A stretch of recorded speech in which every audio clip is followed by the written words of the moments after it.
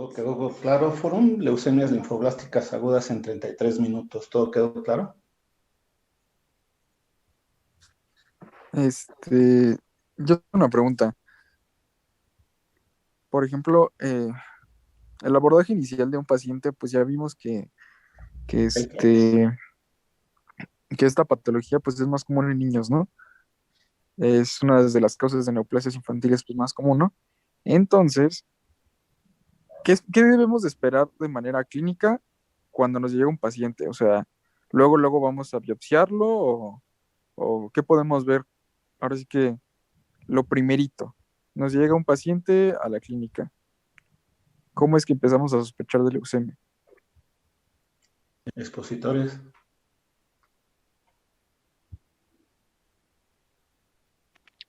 Pues bueno, como tal, pues el abordaje inicial que nosotros vamos a hacer es meramente clínico al principio y lo vamos a encontrar con algunos síntomas que pues se mencionaron en la exposición, como lo pueden ser fatiga, letargia, artralgias, también puede presentar palidez de tegumentos. Algo que debe de encaminar mucho el diagnóstico es la hepato y la esplenomegalia, así como las linfadenopatías, también infecciones recurrentes y pues como la mayor parte de los tipos de cáncer es pérdida de peso. Eso es lo que nosotros ya deberíamos de ir intuyendo.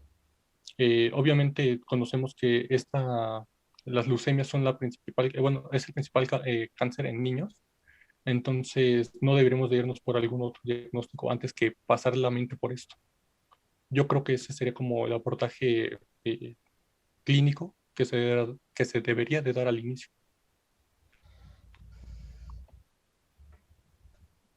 Gracias.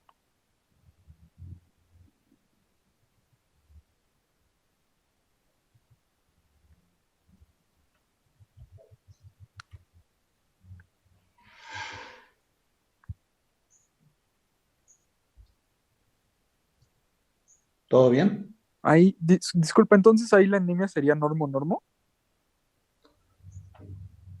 ¿Quién preguntó, perdón? Yo igual, Luis. Hazles la pregunta otra vez. ¿Cómo sería? Que si la anemia en esos pacientes sería normocítica, normocrómica.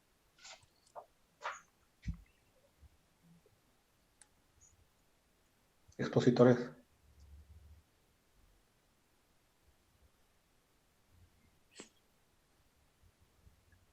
Sí, según yo tengo entendido que sí sería normo-normo.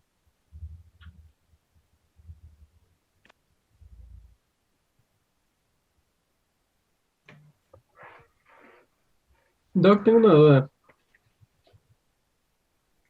Ujú. ¿Está recomendado, está como validado el uso de catéter central en este tipo de pacientes para administrar todos los medicamentos? Expositores.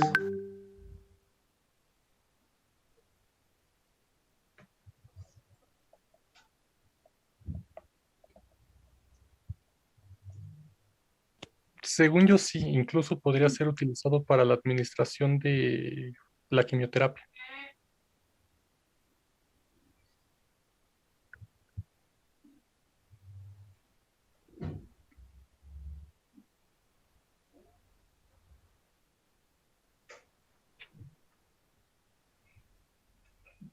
¿Alguna otra duda?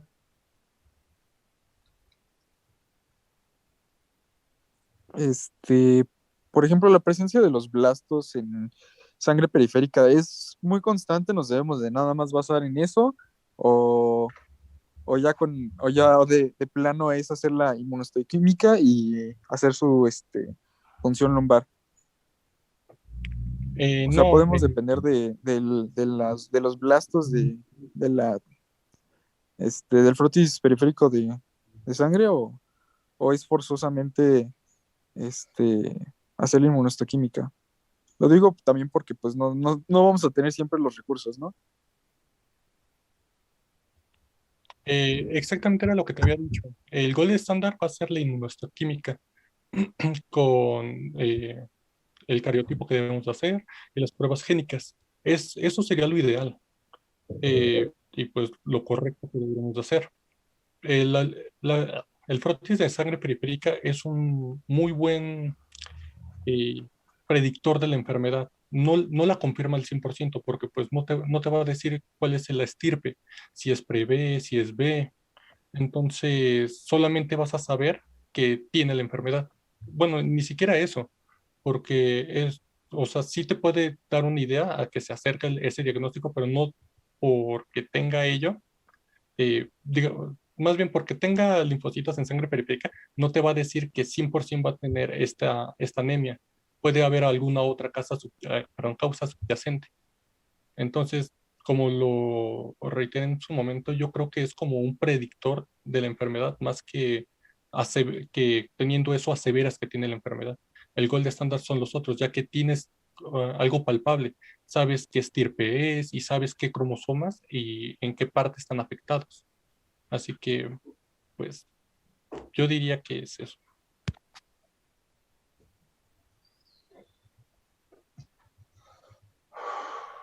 ¿Alguna otra duda?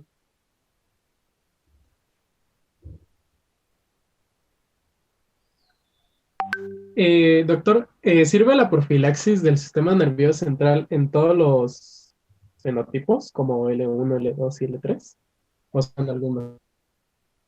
Expositores. ¿Puedes repetir la pregunta?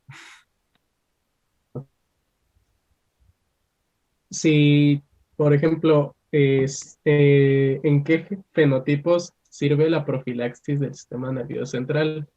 Ya sea L1, L2 o L3, o en todas sirve, o qué.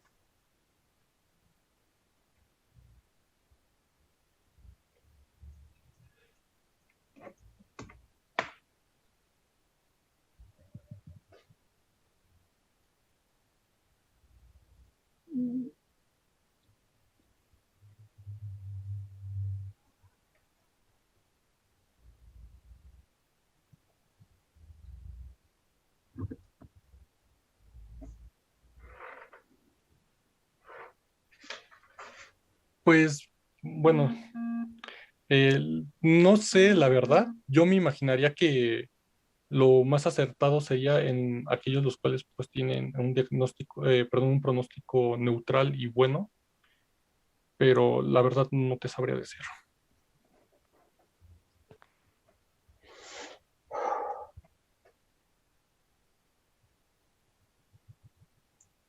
¿Alguna otra duda?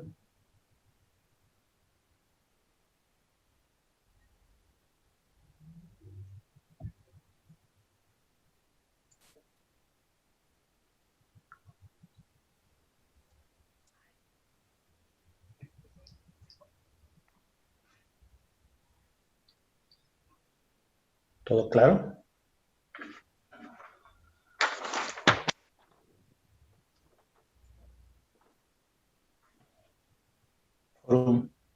¿Ya no hay dudas?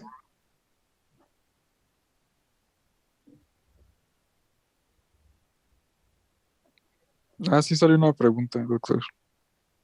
Ese fue el foro. Sí, hazla. Es de mi compañera Fernanda, dice, ¿cuáles serían los parámetros de respuesta al tratamiento? Expositores.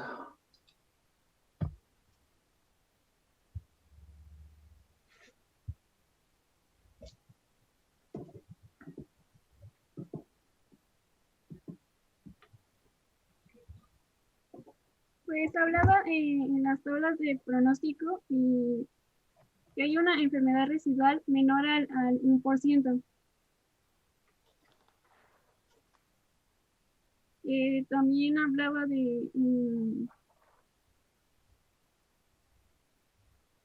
los leucocitos menor a 15, que nos hablaba de un pronóstico favorable.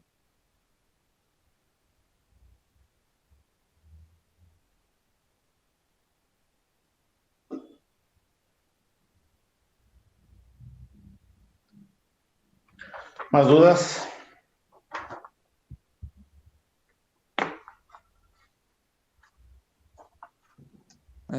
También la misma pregunta, bueno, otra pregunta mi compañera Fernanda dice, ¿y en qué caso sería como parte del tratamiento el trasplante de células madre? ¿Me podría repetir la pregunta, por favor? Está en el chat también. Sí, Pi. Ah, Dice, ¿y en qué caso sería como parte del tratamiento el trasplante de células madre?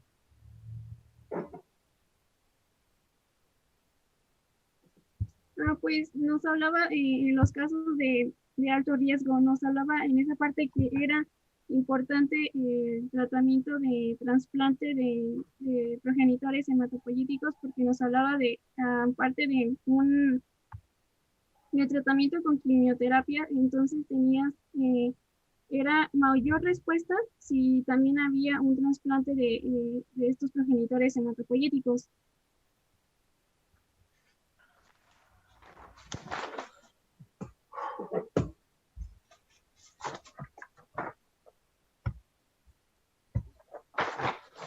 ¿Alguna otra duda?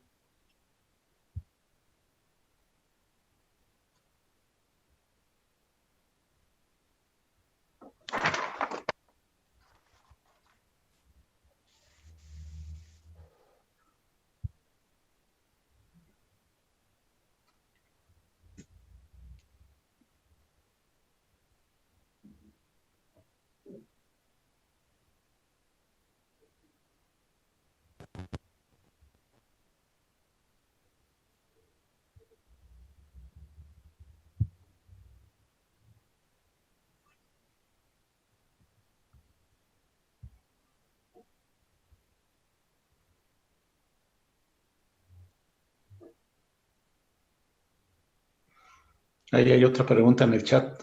Sí, sí, los dos. ¿El allotrasplante de células madre de intensidad reducida tiene más riesgos que beneficios? ¿O en quiénes sí estaría recomendado hacerlo y en quién no?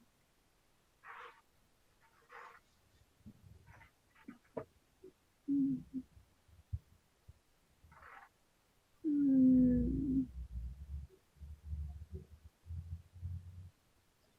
No podría responder tu pregunta.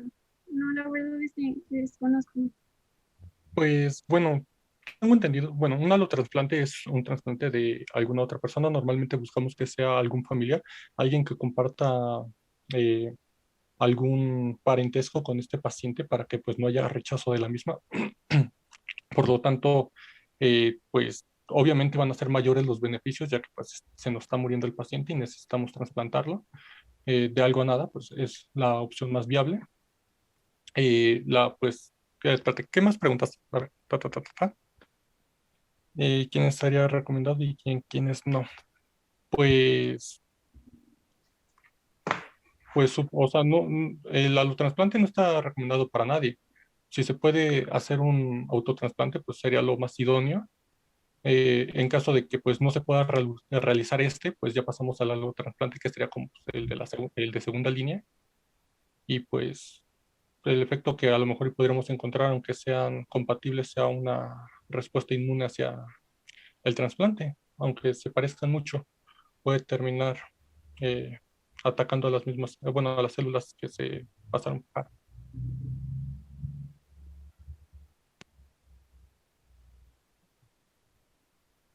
No sé si me di a entender.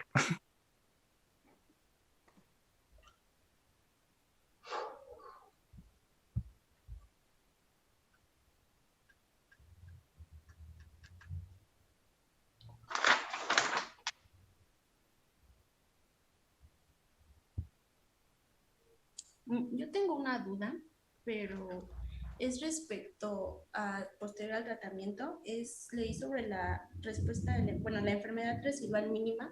Entonces, bueno, se refiere a las células que quedan aún posterior al tratamiento. Entonces, no sé cuál sería el pronóstico de estos pacientes y si existe algún otro tratamiento para poder tratar esto.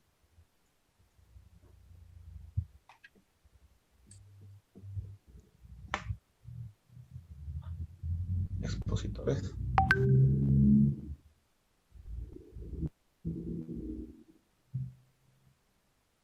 Mm, Y según lo que pude investigar, en estos pacientes que no tienen respuesta a lo que es quimioterapia, bueno, yo había consultado que en estos pacientes se tenía que volver a repetir de nuevo el tratamiento con la quimioterapia.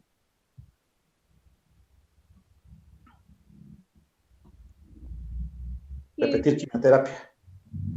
que sería el tratamiento de la inducción, la de vincristina, el metotrexate, la esparaginasa y la ciclofosfamida.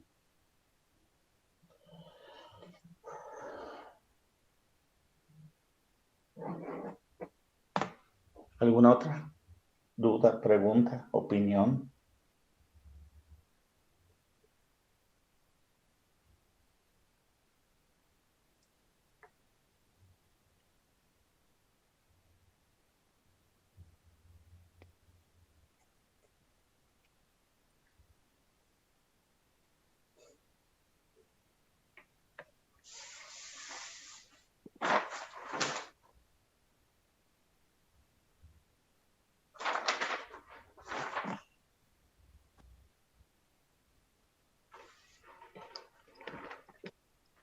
¿No?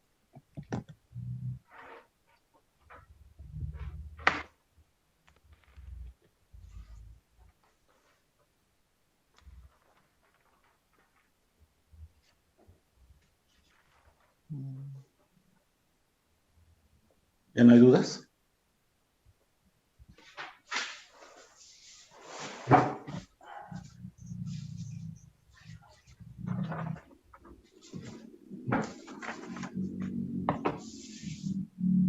¿No?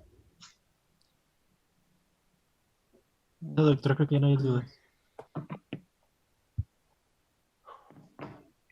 Bueno, vamos a hacer el mini review de siempre.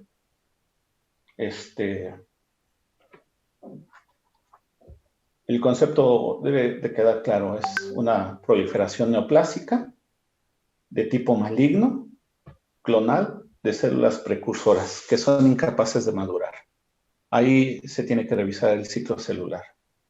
No maduran y generan este tipo de blastos en médula ósea y van a tener un carácter totalmente competitivo. Quiere decir que van a ocupar un espacio de las otras células. Por lo tanto, las otras células van a tener un descenso en sus 3 ejes. Esto puede ser en diferentes peñas, ya sea plaquetelar, ya sea totalmente célula blanca o célula roja. Y una vez que se lleva esto, hay una invasión a sangre periférica y otros tejidos. Es quizá la neoplasia más frecuente en niños y el 50% de ellas es esta presentación linfoblástica aguda. Hay que recordar que la célula precursora o el stem cell tiene solamente hacia ese lado derecho, hacia ese lado linfoideo, tiene las natural killer, los linfocitos T y los linfocitos B, y estos linfocitos B son totalmente una derivación hacia el plasmocito, ¿ok? La etiología, evidentemente, después de tanta revolución industrial, uso de componentes nuevos, químicos, plásticos, el fenómeno de radiación en diferentes partes del mundo, ha generado este tipo de condiciones que se hablan tanto de radiación ionizante como de algunos factores químicos, llámese fármacos o llámese químicos en la industria del calzado o en la industria totalmente laboral. Dentro de los fármacos que más generalmente se han usado, el cloranfenicol, entre el 60 y 70 hubo así como hoy es ciprofloxacino, en los 60 70 fue cloranfenicol, y aquellos pacientes que fueron posttransplantados que utilizaron algunos potencializadores de disminución de la inmunidad generaron este tipo de inmunosupresores post-proleucémicos, ¿no? Algunos alquilantes como el clorambucil están implicados en esto. Y es un hecho evidente que los factores genéticos también, desde que les dieron la clase de inmunodeficiencias, hay ciertas alteraciones cromosómicas que son mal llamadas de fragilidad o inestabilidad cromosómica, que es lo que va a generar algunas alteraciones en esta estirpe. Hay niños con síndrome de Down en donde es un aumento hasta 10 veces mayor que la población infantil, y de hecho el Instituto Nacional de Pediatría tiene un porcentaje un poquito alto de pacientes que tienen síndrome de Down más leucemia linfoblástica. Factores infecciosos, al igual que comentamos en linfomas, el virus de Epstein-Barr parece que aplica en todo este tipo de orden, tanto linfo proliferativo como hematopoyético, y está relacionado sobre todo más a la leucemia aguda linfoblástica tipo 3, que gracias a Dios es la que menos porcentaje tiene en cuanto a presentación. ¿Okay? Una de las preguntas que ustedes hacían era acerca de la clínica. Bueno, antes de pasar a la clínica, tenemos que revisar lo que es la clasificación de las leucemias agudas. Prácticamente en el adulto menos del 20% o un tercio tienen este tipo de presentación, y en los niños es el 80%. Entonces, prácticamente es predominantemente una neoplasia maligna de estirpe hematológico en los niños.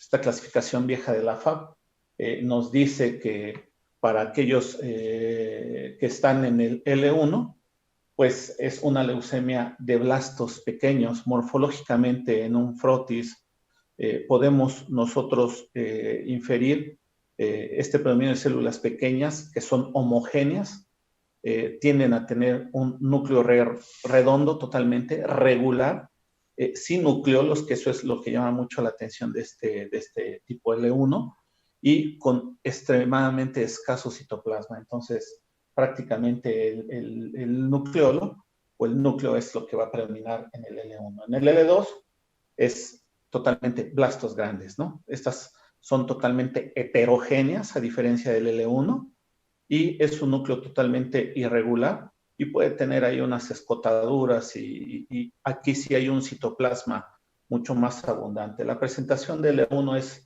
más de niños y en L2 es más de adultos. Y para la 3, que es mal llamada una leucemia agudo tipo Burkitt, y esto más que nada se le llama tipo Burkitt por la citometría de flujo, ¿no?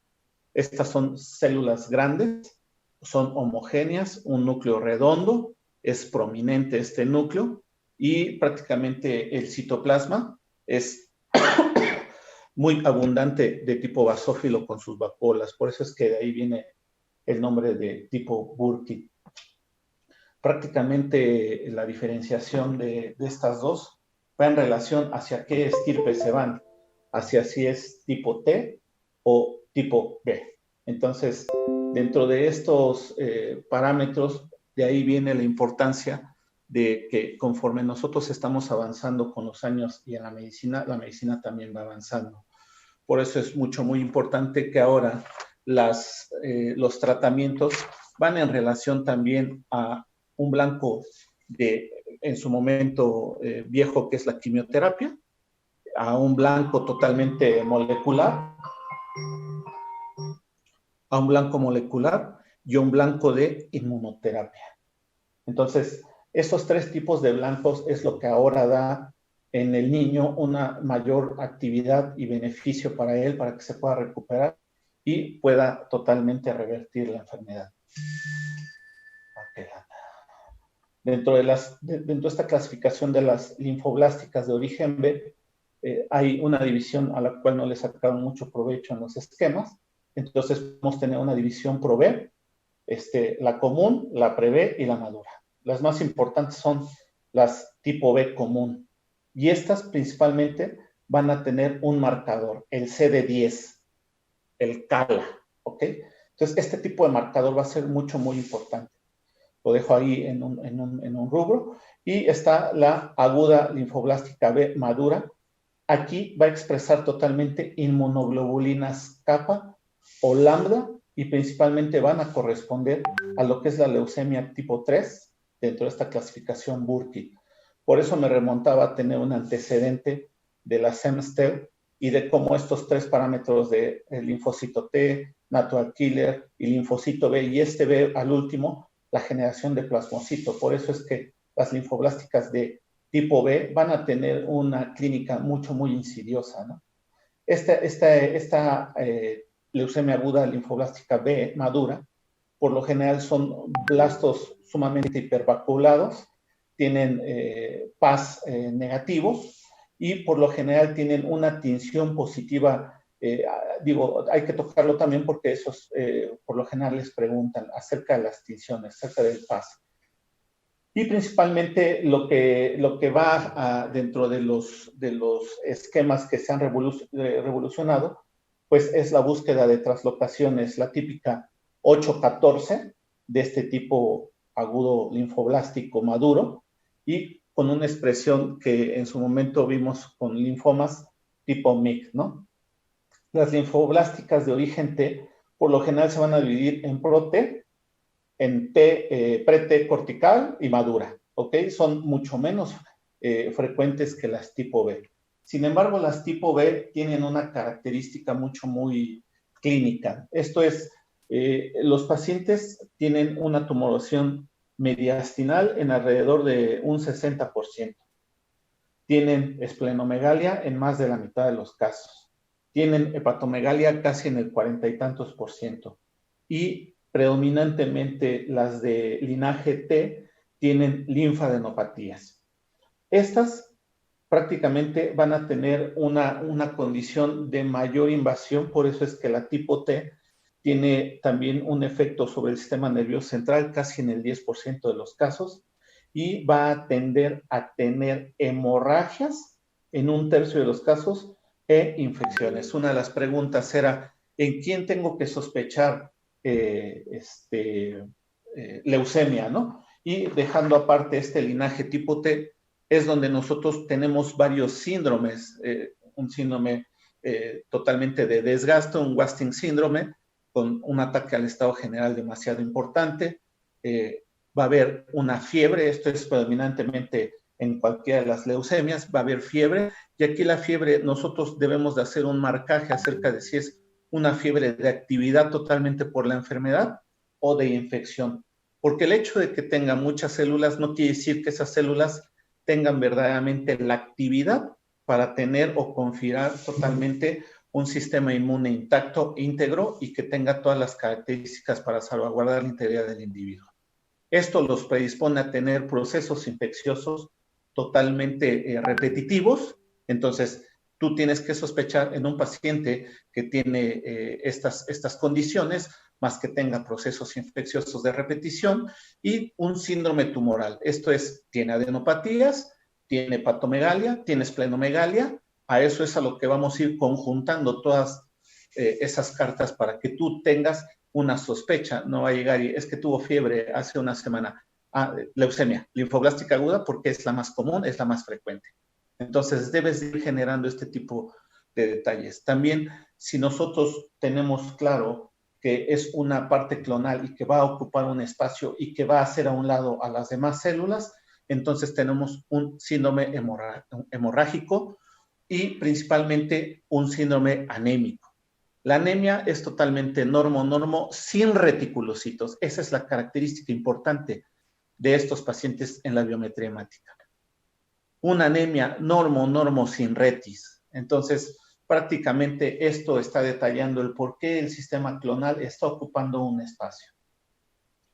Esta clínica totalmente de síndrome anémico, hemorragíparo, petequial, esto te está generando porque las demás células se están viendo comprometidas, ya no hay un espacio, las pocas que quedan no pueden salvaguardar todo este tipo de situaciones y la infiltración totalmente se vería localizada para buscar nosotros intencionadamente entonces datos clínicos. Esto es un dolor óseo que sea repetitivo, que por lo general en la noche incremente más y siempre es localizado, no se va a generar en otros lados. Y un compromiso del sistema nervioso central y una búsqueda intencionada de los testículos.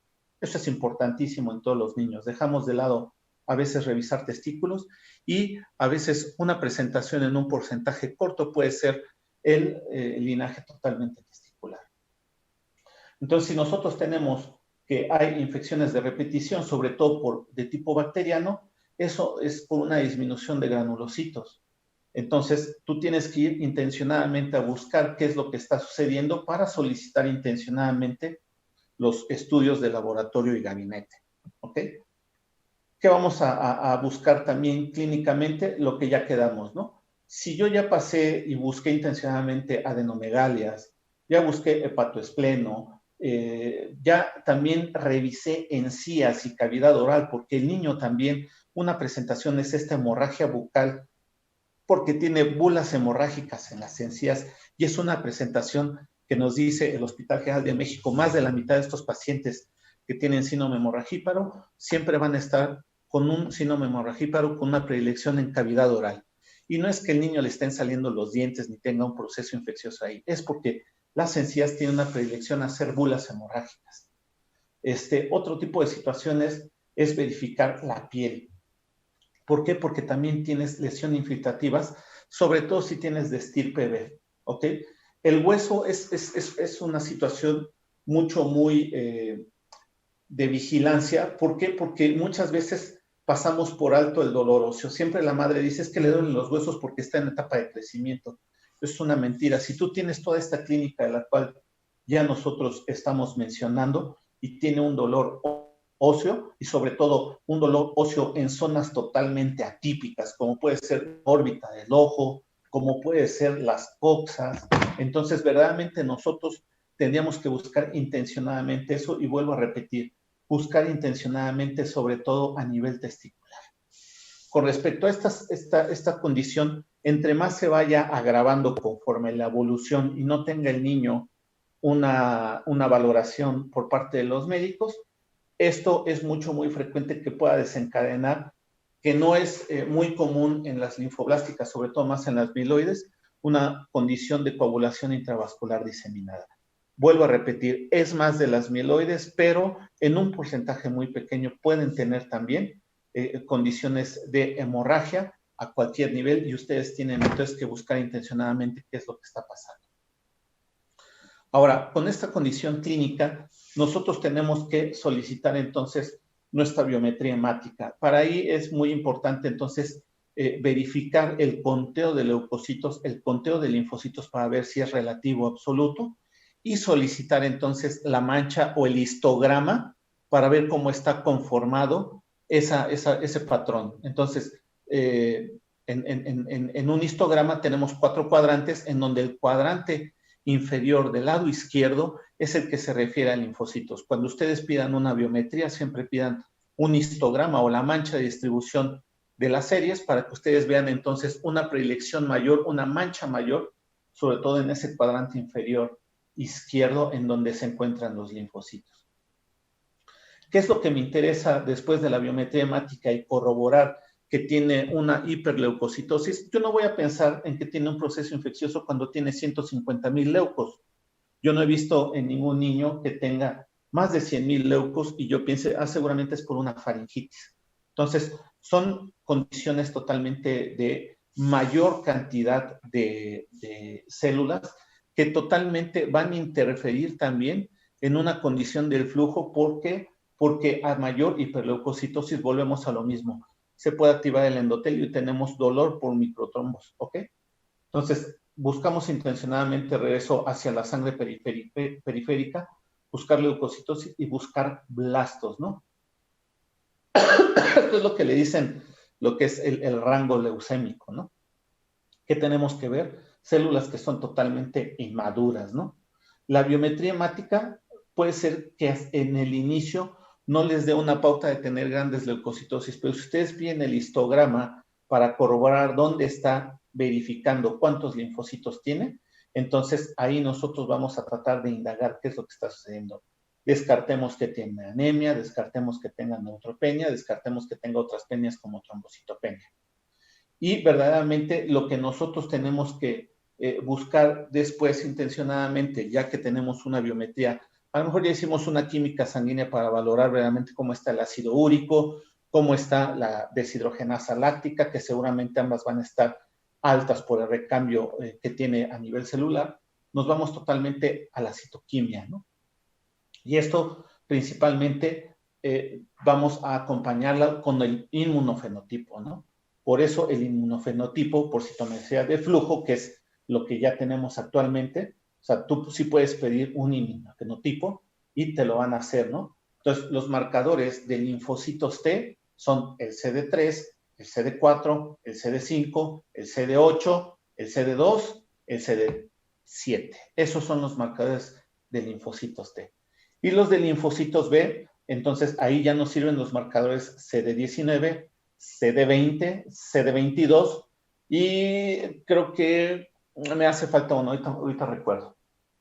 Para los de Natural Killers, que verdaderamente no es un porcentaje mayor, pues prácticamente es el CD56. Entonces, si yo me sé cuáles son los marcadores, qué es lo que voy a buscar intencionadamente, el inmunofenotipo para valorar si es una estirpe B o es una estirpe T. Entonces, eso es lo que a mí me sirve como inmunofenotipo, ¿no? Y verdaderamente hay otro tipo de marcadores que nos pueden llegar a servir, como es la transferasa terminal de deoxinucleótido, lo que es el TDT, ¿ok? ¿Por qué? Porque cuando tú ya tienes una clasificación y ya hiciste estos marcadores y te vas a la citogenética y biología molecular, que ya se realiza totalmente en un laboratorio de tercer nivel de hematología, entonces tú ya buscas intencionadamente alteraciones cromosómicas, ¿no? Y en el 80% de los casos, en 2, 3 de los 3 tercios lo vas a encontrar, ¿no? ¿Qué vas a buscar intencionadamente? De todo esto que tú tengas, vas a buscar si tiene traslocaciones, la 821, la que tú estés buscando, porque si estamos hablando de leucemias linfoblásticas agudas, la citogenética que tú tienes que buscar en la tipo 1 es la traslocación 922. Esa es en la más frecuente del niño. Y tu citometría de flujo te debe decir que tienes un marcador CD10 CALA positivo. ¿Ok? Y el PAS lo vas a tener positivo. El 75%, 80% de los pacientes niños van a caer en este rango de L1. En el L2, que es de una predilección totalmente más de adultos, vas a tener también PAS positivo. Aquí es CALA negativo, un CD10 negativo. Y lo que vas a buscar en adultos es otra vez la translocación 922. Y en la 3 no vas a buscar 922, ahí en la 3, que es la más rara, que es el 5% menos del 3%, ahí no vas a tener PAS positivo, no vas a tener citometría de flujo y prácticamente la citogenética que tú vas a buscar en el L3 es la 814. La clínica de estas es adenopatías, esplenomegalia, infiltración del sistema nervioso central y testículos, ¿ok? Ahora, tú ya tienes un paciente que está con todo esto, que ya hiciste tus marcadores, que ya buscaste tu translocación y demás. Si tú tienes un paciente con una actividad hemorragípara, no le vas a poner un catéter central. Tienes que mejorar las condiciones para que tú después le puedas poner un Permacat, que es un catéter de permanencia, para que pueda recibir su quimioterapia y lo que tenga que recibir aunadamente a antibióticos, procesos infecciosos y demás, ¿no? Eso lo tienes que individualizar en cada paciente. ¿Ok? ¿Hasta aquí no hay ninguna duda? Sí, doctor. Por ejemplo, en estos pacientes ya vimos que hay desplazamiento de los otros linajes, ¿no? O sea, la trombocitopenia, la neutropenia inclusive. Aquí, ¿cómo podemos tomar la decisión para tomar una punción lumbar por el mismo riesgo de una infección por la punción, ¿no? Es lo que yo ahorita me pregunto. Aquí verdaderamente lo que tienes que hacer es, ¿por qué tiene esa tendencia a síndrome hemorragíparo? Porque verdaderamente tiene una trombocitopenia grave que contraindique el procedimiento, que son menos de 10,000 plaquetas. No, entonces no la tienes que hacer. Sí, entonces sí. no la tienes que hacer. Si está abajo de 50, pero arriba de 10,000, entonces lo que tú tienes que hacer es preparar al paciente dando crioprecipitado, dando concentrados plaquetarios y dando plasma fresco congelado para que tengas las 3 condiciones de coagulación y verdaderamente no tengas que sufrir o no tenga que sufrir el paciente porque vaya a tener una hemorragia. A eso es a lo que yo llamo preparar a un paciente y las condiciones para que se coloque en un catéter o se haga una punción lumbar están bien claras, ¿no? Menos de 10,000 plaquetas es una contraindicación absoluta para hacer un procedimiento de tipo invasivo. ¿Va? Ok. Doctor, otra pregunta. Por ejemplo, yo he tenido siempre esa confusión en los frotis de sangre, más que nada en la morfología de los linfocitos. En los linfocitos vi que había como dos tipos, ¿no? O sea, ya vimos que existen los linfoblastos, la clasificación L1 a L3, pero había visto que también existe como linfocitos pequeños y linfocitos grandes. ¿Esto a qué se debe o cómo podemos diferenciarlos de estos linfoblastos? Porque los estuve comparando y, por ejemplo, los linfoblastos pues están un poco más grandes, ¿no? Que los linfocitos. Más o menos 8 a 12, 15 micras. Entonces, ¿ahí cómo se hace la diferencia? O eso de que los linfocitos son grandes o chicos, ¿eso a qué se debe o qué?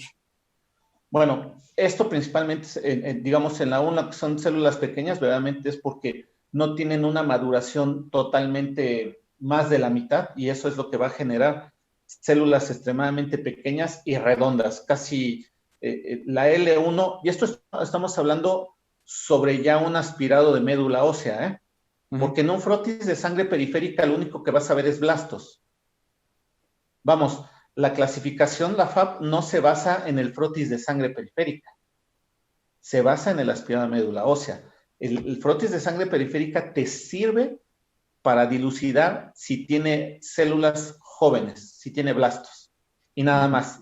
Y tú ahí puedes ver si es de una condición linfoide o mieloide. Nada más para eso te va a servir.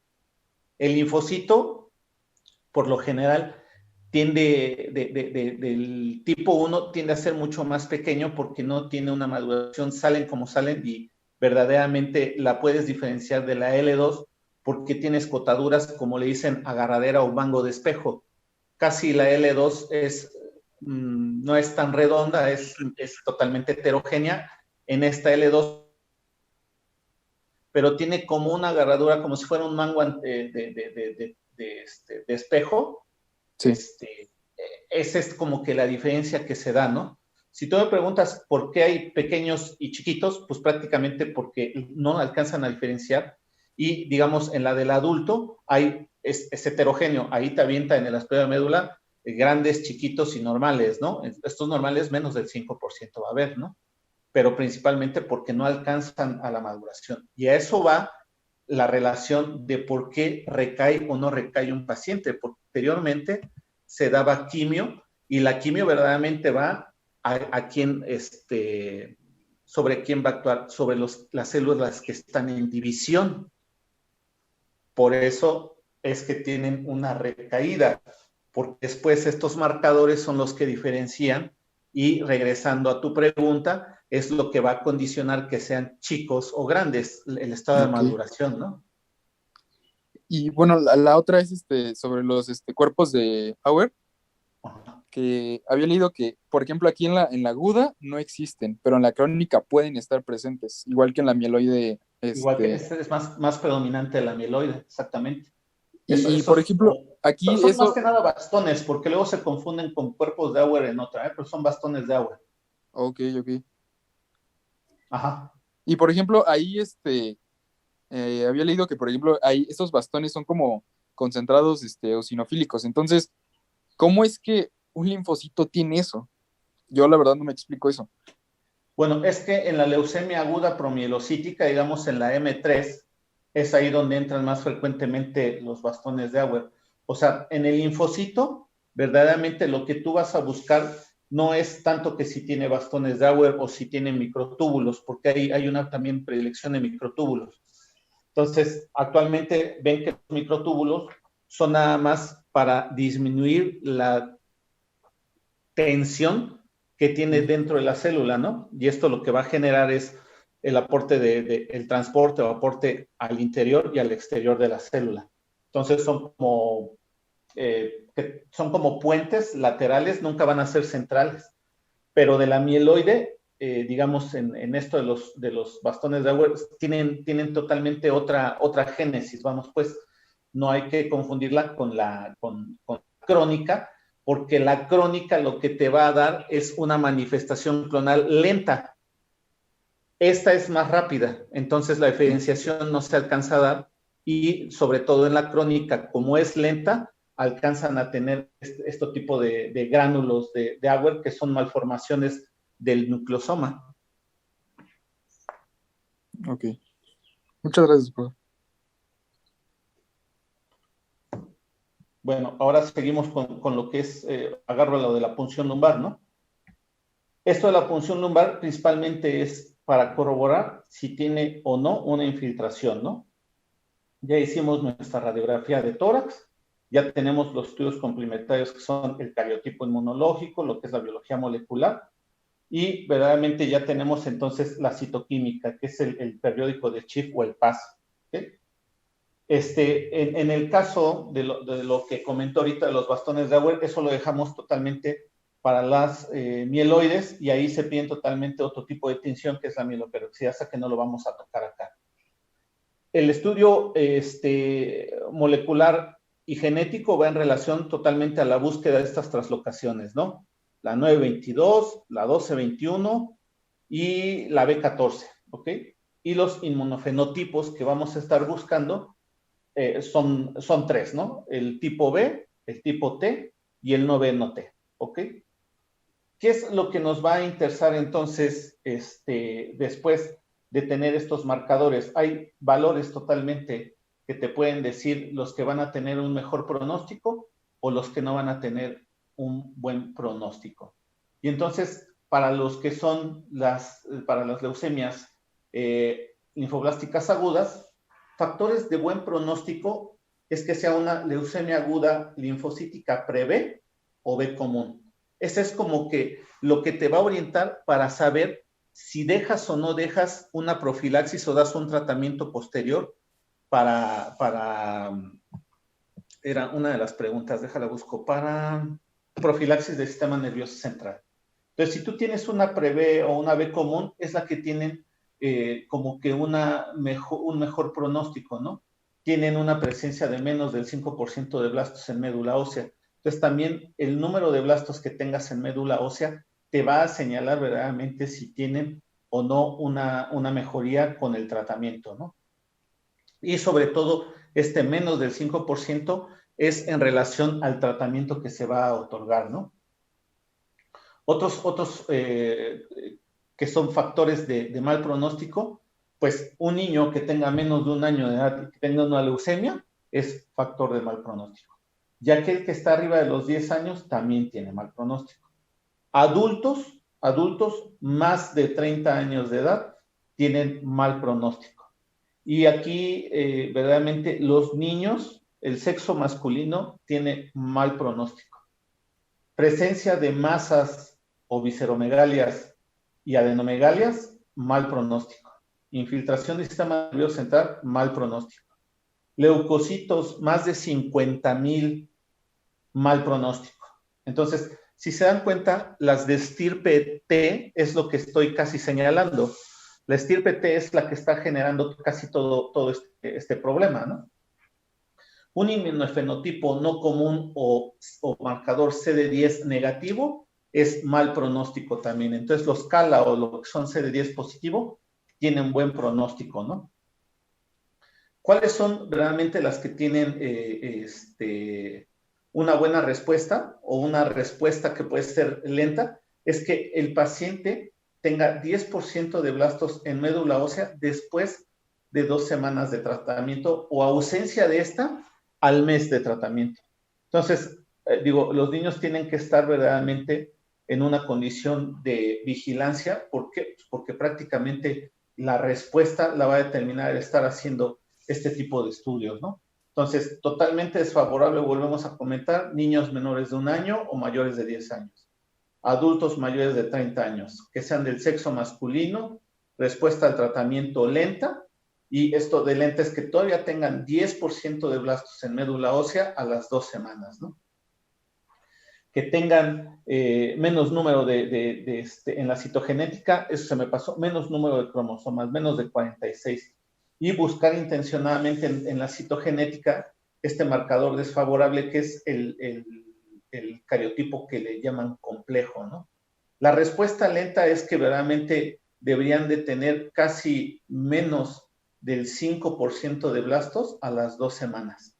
Entonces, si el paciente tiene más del 10% de blastos, es una respuesta totalmente lenta. Y eso ya te está indicando que va a generar una recaída, y entonces ahí lo que hacían ustedes el comentario de a quién le voy a dar profilaxis de sistema nervioso central, eso va a depender de la respuesta que tenga, ¿no? Una infiltración al sistema nervioso central se presenta casi en el 10% de los adultos al inicio del diagnóstico, y puede ocurrir hasta en 1/3 de los pacientes cuando están en tratamiento. Entonces vean que en el adulto prácticamente sí está casi indicado con todo esto, pues la profilaxis del sistema nervioso central o dar quimio totalmente intratecal, ¿no? Entonces, el adulto siempre va a tener una condición mucho más grave con una poca respuesta al tratamiento, ¿no? Entonces, el tratamiento verdaderamente va a estar enfocado a eliminar el número de células circulantes, ¿no? Así como la que están infiltrando estos órganos, ¿no? Por eso cuando tú encuentras hepatoespleno o adenomegalias, es que ahí hay un fenómeno de tipo infiltrativo, ¿no? ¿Qué tienes que cuidar en estos pacientes? Independientemente del esquema que se les vaya a dar, tú tienes que buscar que estén hidratados siempre parenteral y oral, ¿no? Que se alcalinice la orina. ¿Por qué? Porque cuando tú tienes una destrucción de células formes, pues prácticamente va a tener un fenómeno de lesión renal aguda por estas células formes, y en realidad lo que tú tienes que hacer es hiperhidratar al paciente para evitar que vaya a tener un síndrome de lisis tumoral, ¿no? El detalle de estos pacientes también es que al tener una anemia que posiblemente ya puede ser grave o severa, genera una condición totalmente de cuadro anémico, y hay que tener cuidado con los pacientes que puedan desarrollar insuficiencia cardíaca. El adulto tiene una predilección mayor a tener insuficiencia cardíaca. El control de infecciones es muy importante. ¿Por qué? Porque prácticamente en el adulto es lo que lo lleva a la muerte, el proceso infeccioso de hongos o procesos infecciosos de diferentes bacterias, ¿no? Y el soporte transfusional, ese es quizá uno de los puntos claves tanto en niños como en adultos, ¿no? Siempre hay que mantener una hemoglobina arriba de 10, porque es un marcador de hospitalización. Aquel niño, aquel adulto que tiene menos de 10 gramos por decilitro de hemoglobina o que tiene trombocitopenia abajo de 100,000, es un mal pronóstico porque va a estar con recaídas frecuentes al hospital, y eso va a generar que tenga mayor morbimortalidad o se vaya a infectar, ¿no? ¿Cómo se puede dividir el tratamiento de quimioterapia? Ahí lo que se utiliza actualmente es dividirlo en 4 etapas, ¿no? Verdaderamente, que es lo que es la inducción a la remisión, lo que es la profilaxis al sistema nervioso central, el mantenimiento y la suspensión del tratamiento y vigilancia posterior. Entonces, prácticamente el nombre dice qué es lo que va a pasar en cada etapa. ¿Cuándo va a nosotros a checar esto de la suspensión del tratamiento y su vigilancia?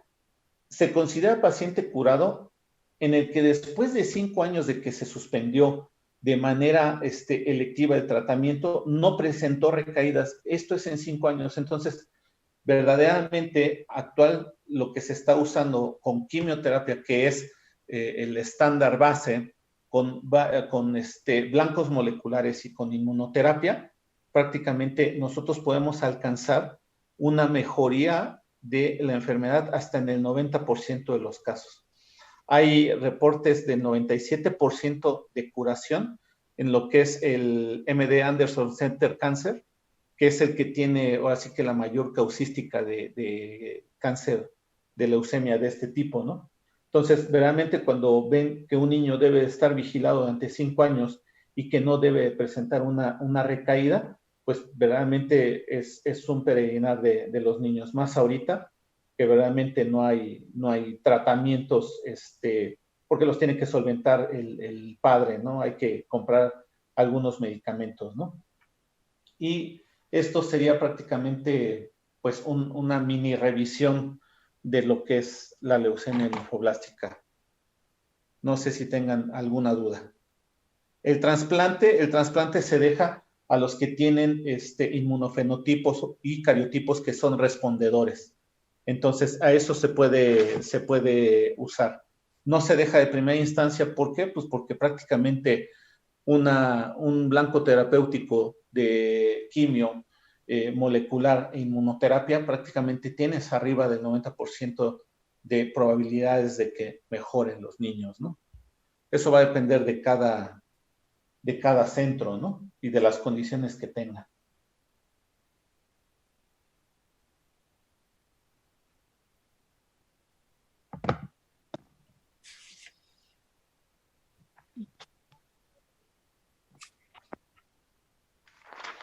Yo tengo solamente una duda, doctor, en cuanto a el tratamiento de adultos y niños.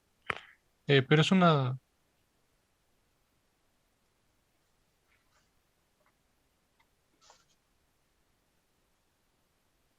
¿Sí se me escucha? ¿Sí? Es por qué ha habido tantos avances en cuanto a los niños y el tratamiento de adultos, bueno, no se ha dejado de lado porque también se sigue estudiando, pero va más lento que el de los niños. Bueno, vas a buscar quién es Sidney Farber. ¿Ya lo apuntaste bien? Sidney Farber y el doctor Víctor Ling. Ok. A grosso modo te diré que hay genes de resistencia a drogas. Entonces ya hay lo que llaman bombas de expulsión y entonces por eso es que genéticamente tú puedes ya tener una resistencia a drogas. Conforme tú vas tomando medicamentos y te vas haciendo viejo, se está generando esta resistencia a drogas y es una expresión de genes. Por eso es que el adulto tiene un peor pronóstico que el niño que no ha desarrollado esta resistencia a drogas. Entonces es una lectura que te recomiendo para lo que es tratamiento. El doctor Víctor Lin y resistencia a drogas o bombas de expulsión de drogas. Y un poquito de historia del doctor Sidney Farber. Muchas ¿Vale? gracias, doctor. Pues si no hay nada más, buena tarde. Nos vemos mañana con la última clase por día.